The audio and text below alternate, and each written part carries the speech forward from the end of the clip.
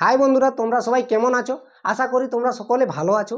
তো তোমাদের নিজস্ব ইউটিউব চ্যানেল ম্যাথস ম্যাজিকের তরফ থেকে তোমাদের সহযোগিতা ব্যাচে আরেকটি নতুন ভিডিওতে স্বাগত জানাই। তো আমাদের এই সহযোগিতা ব্যাচে চ্যাপ্টার ওয়াইজ ক্লাস শুরু হয়ে গেছে। হ্যাঁ, আরেকটি কথা, এই যে আমাদের সহযোগিতা ব্যাচ, এটা তোমাদের সম্পূর্ণ বিনামূল্যে অর্থাৎ ফ্রিতে করানো হচ্ছে। তো তোমরা যদি এই ব্যাচের সাথে যুক্ত হতে চাও এবং এই ব্যাচের ভিডিও পেতে চাও, তাহলে চ্যানেলটিকে সাবস্ক্রাইব করে নোটিফিকেশনটা অন করে রাখো। কারণ দেখো, এই ব্যাচটি তোমাদের প্রথমবার হয়তো আমি ফ্রি করাচ্ছি, পরের বার হয়তো ফ্রি আমি করাতেও পারি বা নাও পারি। তাই তোমাদের যদি মনে হয় এই ব্যাচের সাথে তোমাদের যুক্ত হয়ে কিছু তোমাদের সুবিধা লাভ হবে, তাহলে এই ব্যাচের সাথে যুক্ত হওয়ার জন্য চ্যানেলটিকে অবশ্যই সাবস্ক্রাইব করে রাখো। তো চলো আর কথা না বাড়িয়ে আজকের ভিডিও শুরু করা যাক।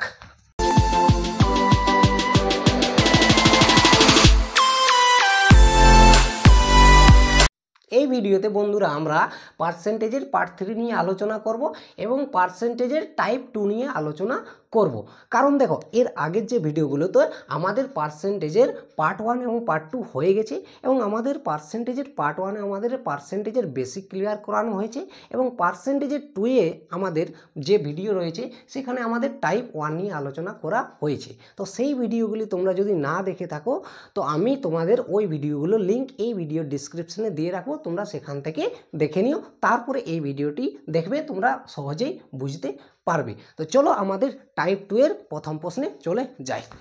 দেখো, 1 নম্বর প্রশ্নে কি বলেছে, একটি সংখ্যা 15% বৃদ্ধির ফলে 460 হয়, তাহলে সংখ্যাটি কত হবে আমাদের বের করতে বলেছে।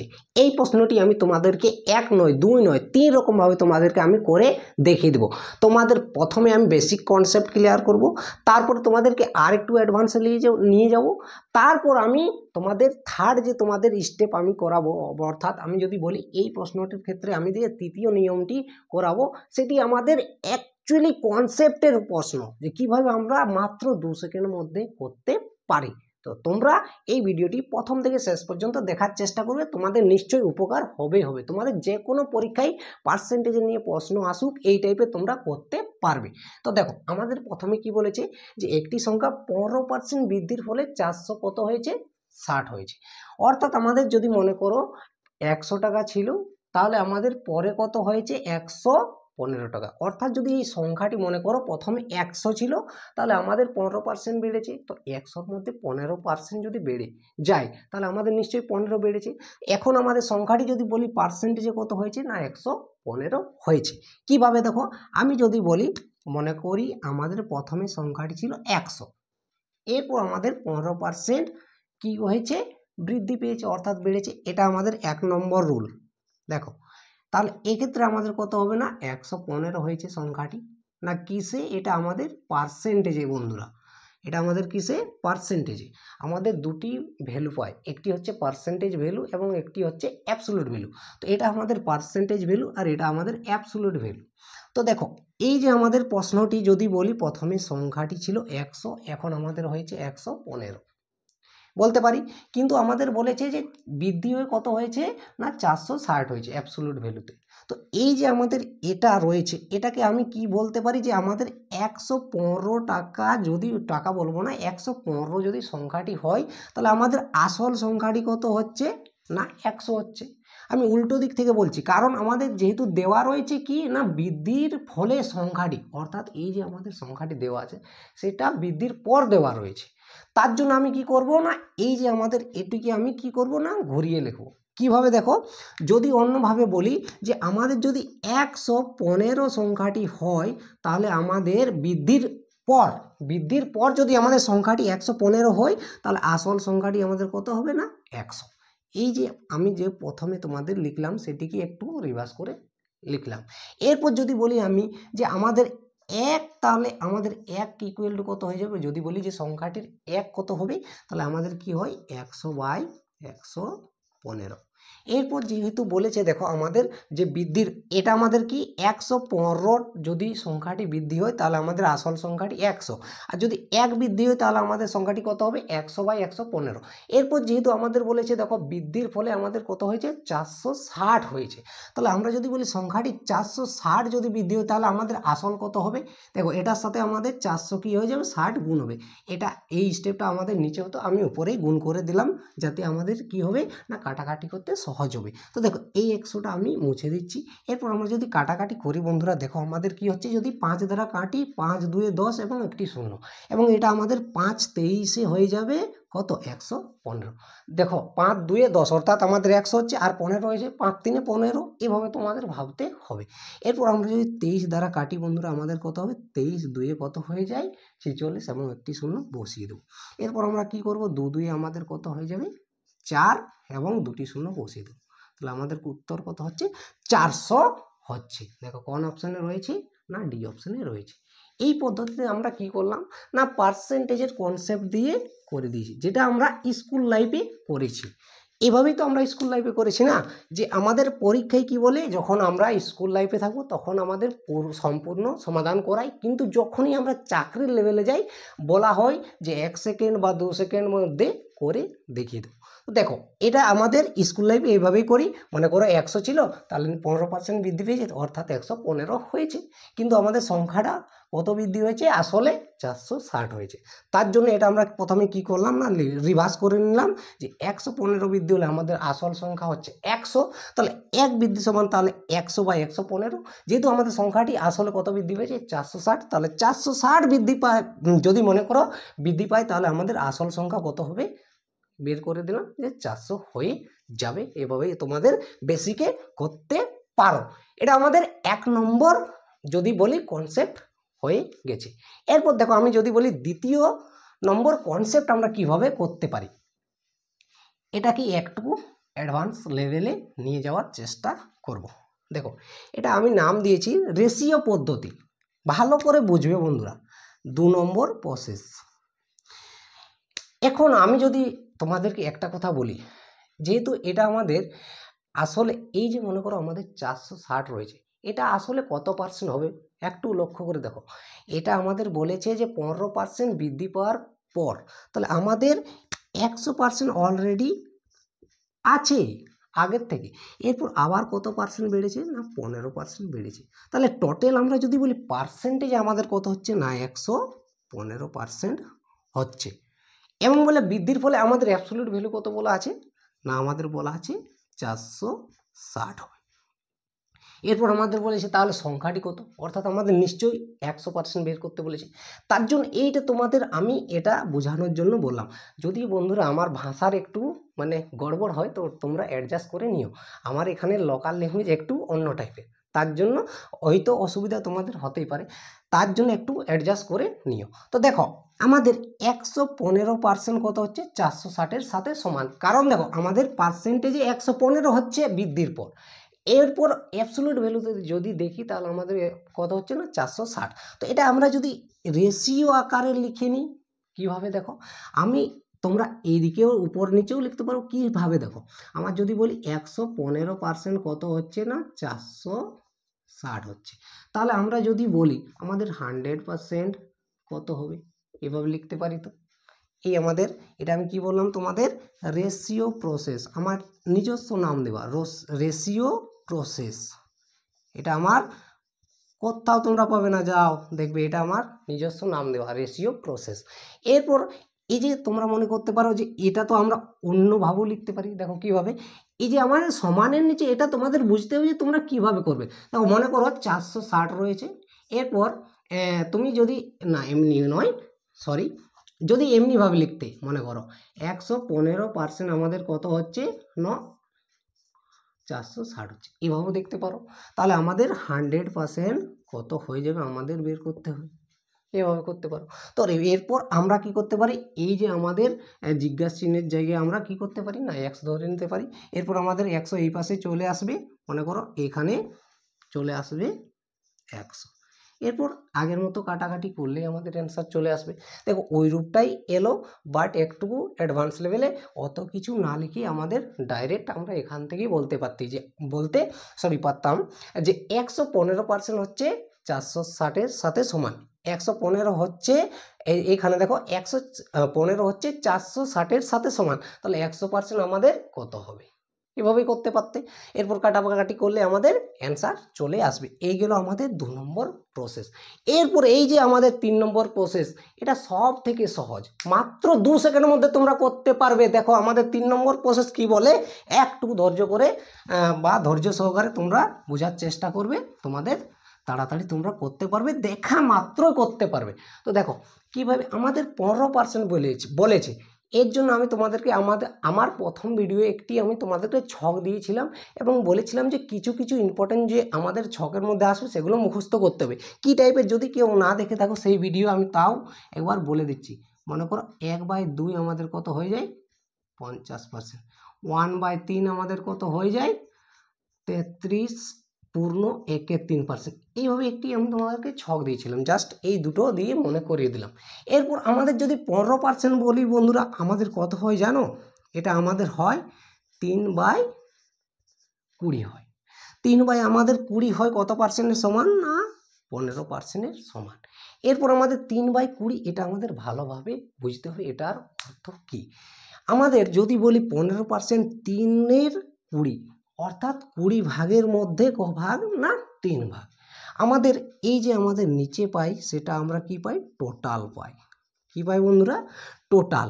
এরপর দেখো কি বলেছে লক্ষ্য করো, 15% বৃদ্ধি অর্থাৎ বেড়েছে। এখানে যদি বলি 15% বেড়েছে অর্থাৎ 20-তে আমাদের যদি বলি যদি ভগ্নাংশে কত বেড়েছে না 20 থেকে 3 বেড়েছে, তাহলে এটা আমাদের টোটাল।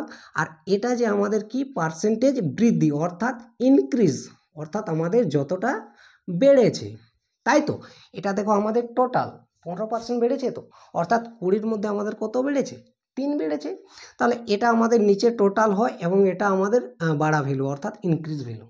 এরপর আমরা যদি টোটাল যোগ করে দিই, মনে করো দুটি, এই টোটাল এবং যতটা বেড়েছে, তাহলে আমাদের কত হয়ে যাবে 23 হয়ে যাবে। দুটিকে যোগ করি, এটাই তো আমাদের বেড়ে হয়েছে, এটা আমাদের টোটাল ছিল 3 বেড়েছে, যদি বলি মোট কত হয়েছে তাহলে 20 + 3 23 হচ্ছে। তাহলে টোটাল যদি আমাদের 23 হয়, এটা আমাদের কিসে না ভগ্নাংশের ক্ষেত্রে যদি আমরা পার্ট বা অংশ নিয়ে ভাবি, তাহলে আমাদের 23 অংশ বাড়ছে না কিসে যদি করি আমরা অনুপাতে করি।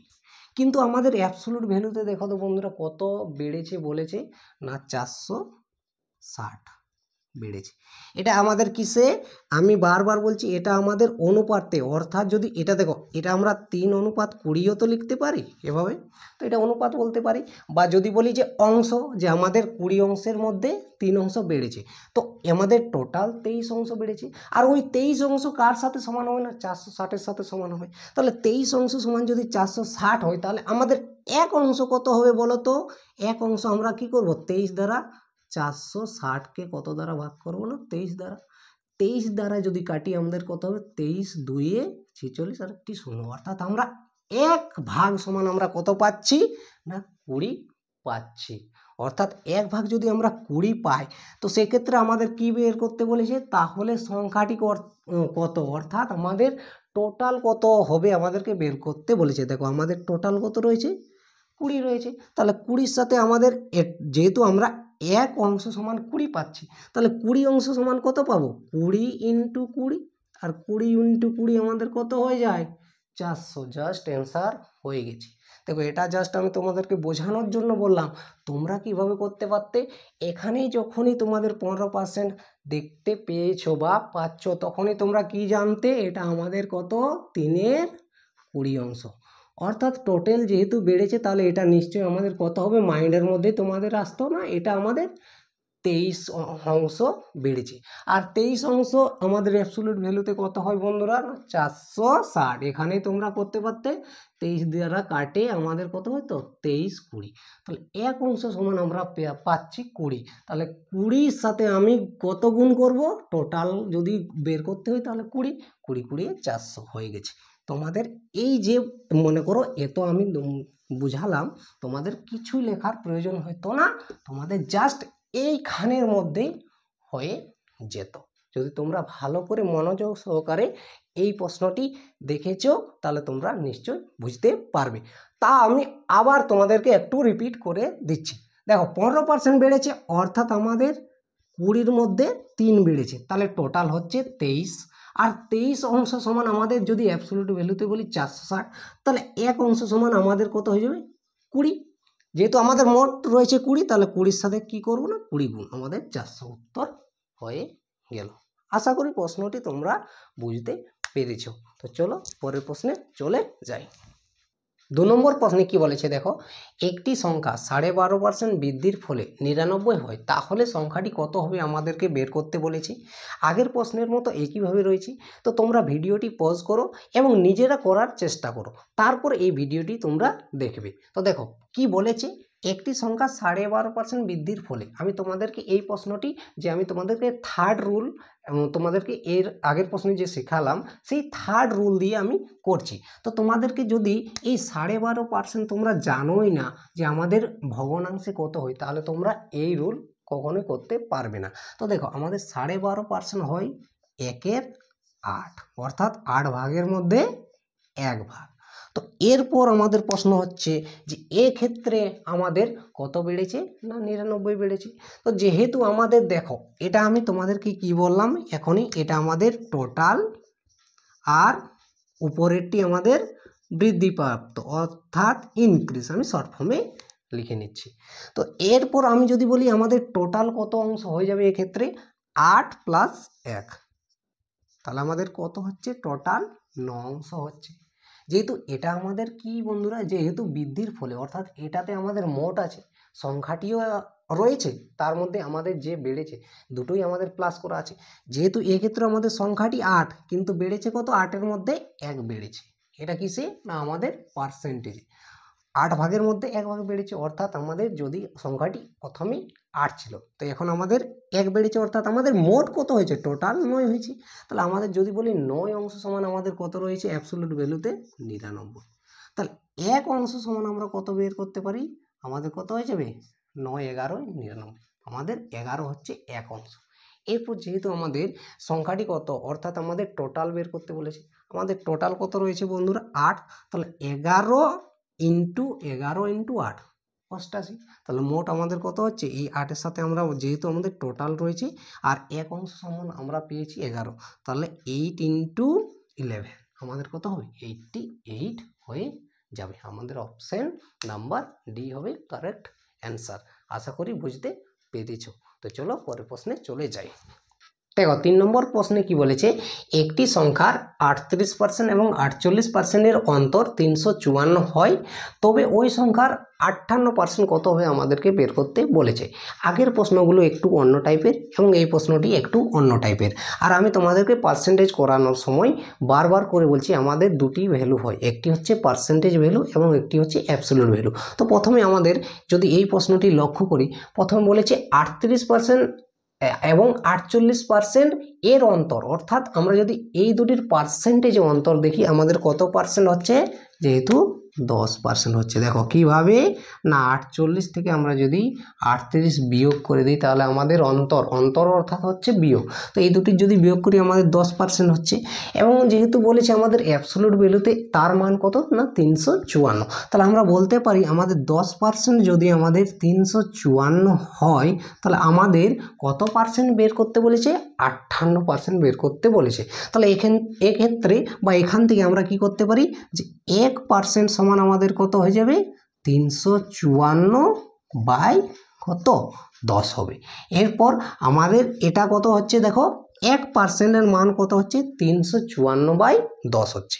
এরপর আমাদের কত পার্সেন্ট বের করতে বলেছে 58% বের করতে বলেছে। তাহলে 58% সমান আমাদের কত হয়ে যাবে 354/10 × 58 হয়ে যাবে।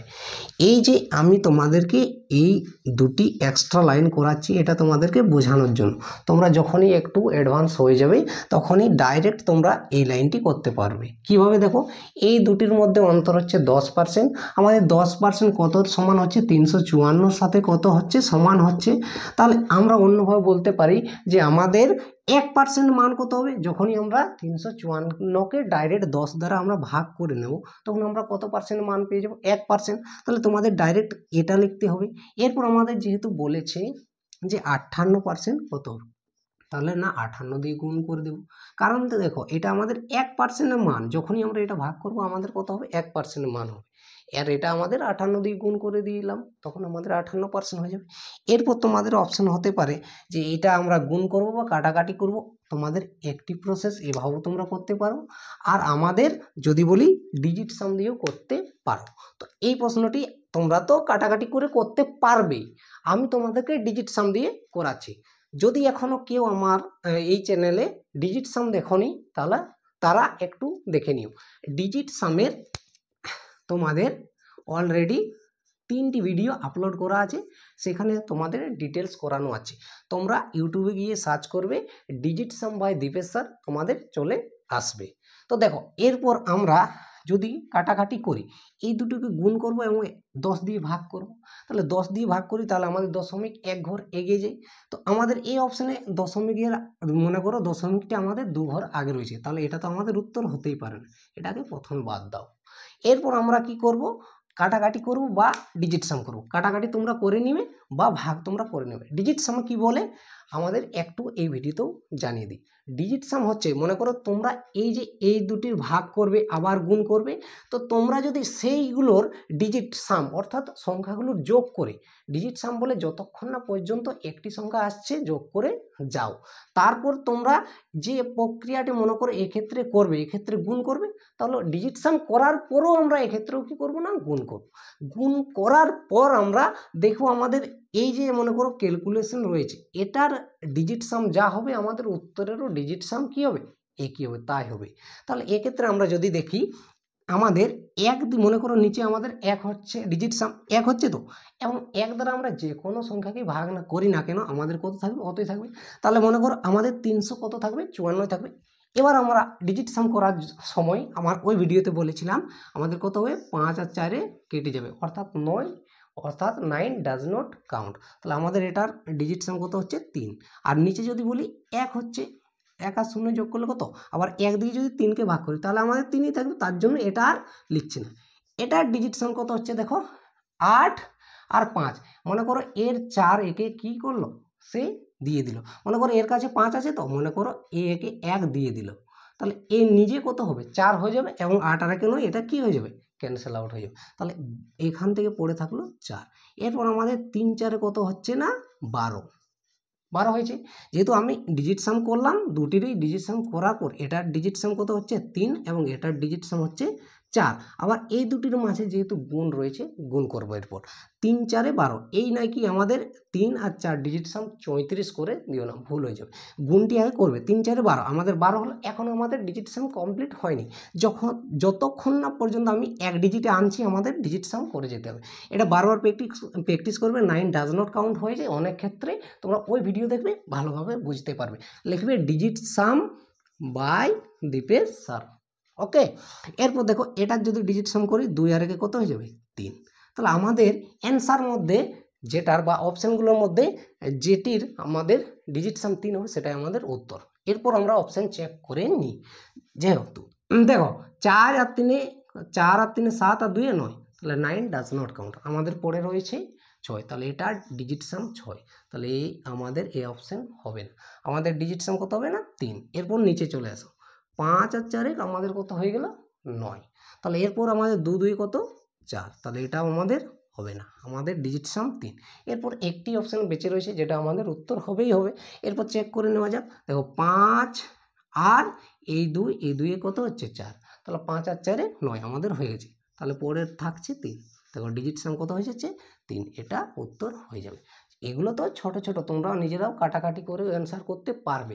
কিন্তু যখনই বড় বড় তোমাদের চক্রবৃদ্ধি সুদের ক্ষেত্রে বা যদি বলি টাইম অ্যান্ড ডিস্টেন্সের ক্ষেত্রে এই টাইপের ক্যালকুলেশন অনেকটা বড় চলে আসে, সেক্ষেত্রে আমাদের ডিজিট সাম খুবই ইফেক্টিভ হয়। ডিজিট সাম এমনই একটি মেথড যেটা আমাদের যে কোনো ক্যালকুলেশনকে 2 সেকেন্ড বা 3 সেকেন্ডের মধ্যে করতে সাহায্য করে। দেখো এভাবে এটা করলে তোমরা কত সহজেই করতে পারতে। এটা কখন আসবে না, বারবার যখন ডিজিট সাম প্র্যাকটিস করবে তখন তোমার মাথায় আসবে যে আমরা এক্ষেত্রে ডিজিট সাম করতে পারি। তো তোমাদের অনেক ক্ষেত্রে ডিজিট সাম কাজেও লাগবে না, তো কোন ক্ষেত্রে কাজে লাগবে না লাগবে সব কিছু জানার জন্য আমার সাথে যুক্ত থাকো। প্রায় 6 মাস তোমরা নিজেরাই দেখবে তোমাদের মধ্যে কি পরিবর্তন হচ্ছে। আশা করি প্রশ্নটি তোমরা বুঝতে পেরেছো। তো চলো আর দেরি না করে আজকের এই ভিডিও এখানেই সমাপ্ত করা যাক।